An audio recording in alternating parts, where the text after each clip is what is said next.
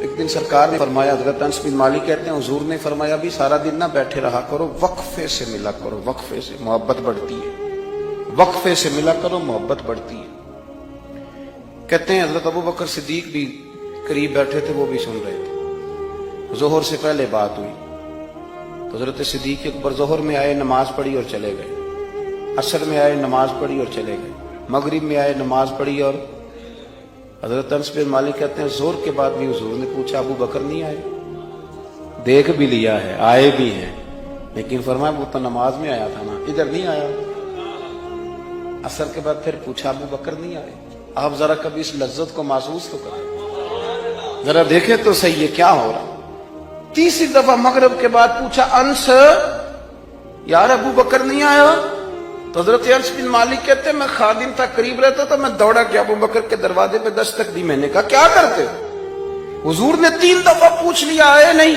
کہتے صدیق اکبر دوڑے آئے, حاضر خدمت ہوئے. حضور حکم ہو. کہا یار تو سارا دن میرے پاس بیٹھا ہی نہیں, تو آیا ہی نہیں, تو نظر ہی نہیں آیا. عرض کی حضور آپ نے تو فرمایا تھا وقفے سے ملا کرو محبت بڑھتی ہے. تو سنو یار, میں کیا اس کا ترجمہ کروں اس بات کا, میں کن لفظوں میں ان جملوں کو بیان کروں, کہاں سے لاؤں وہ کیفیات جو یہاں پوری اتریں. حضور آپ نے تو فرمایا تھا وقفے سے ملا کرو محبت بڑھتی ہے. تو محبوب کی آنکھوں میں آنسو چمک آئے. فرمایا ابو بکر کہا تھا پر تجھے تو نہیں نہ کہا تھا.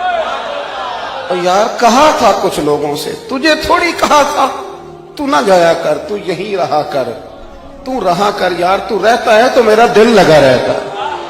اور یار آپ سمجھے تو صحیح, آپ ذرا محسوس تو کریں. ایک باری میری آنکھیاں چوں اونا نے اتھرو پونجے سن, ہن مینوں چسکا پی گیا رونے دا, ہن مینوں چسکا پی گیا رونے دا, تے ہر ویلے آ ہوزاری دا. آپ ذرا اس لذت کو تو لیں. حضور نے فرمایا تو نہ جایا کر.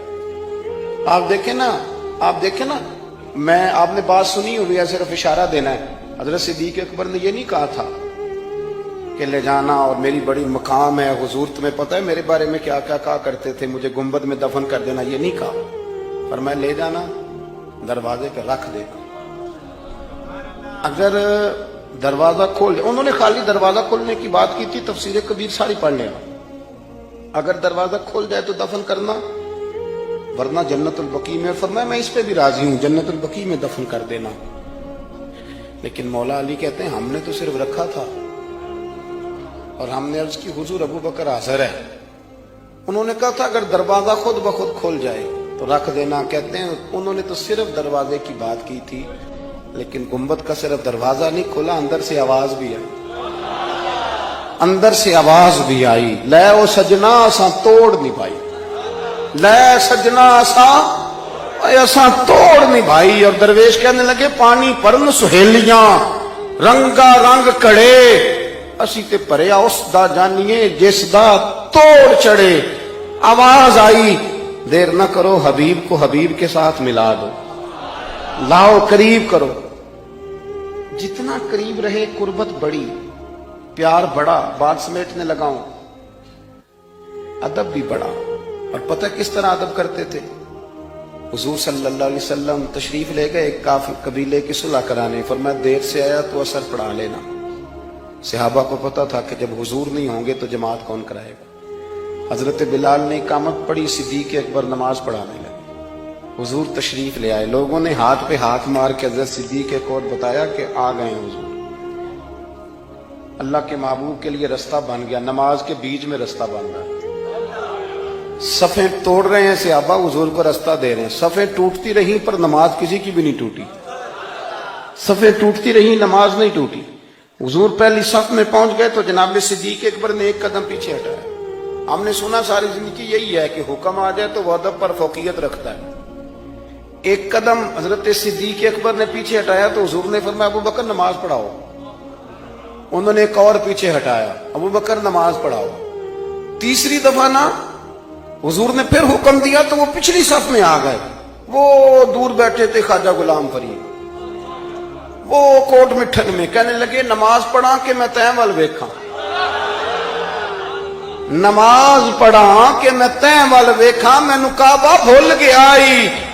بھول گئیاں نی سب سوم صلاتاں اکو یار دا فکر پہ آئی نماز پڑھا کہ میں تیں ول دیکھا اور اقبال کہنے لگے اذان تو ازل سے تیرے عشق کا ترانہ بنو اور یہ نماز تو اس کے نظارے کا ایک بہانہ بن نماز پڑھا کہ میں تیں ول دیکھا انتقابہ بھول گیا نبی پاک صلی اللہ علیہ وسلم اگلی صف میں کھڑے ہوئے مصلی پہ جماعت کرائی نماز کے بعد حضور نے نا مسکرا کے پوچھا ابو بکر میں نے 3 دفعہ کہا تھا کیوں نہیں نماز پڑھائی پھر بھی لفظ کوئی نہیں جملہ کوئی نہیں اتحیات کی حالت میں بیٹھے تھے تو ہاتھ باندھ دیا کیا جملے کہے کیا شان ہے کہنے لگے حضور اب ابو قحافہ کے بیٹے کی اتنی جرت بھی نہیں کہ مدینے والے رسول کو جماعت کرائے اتنا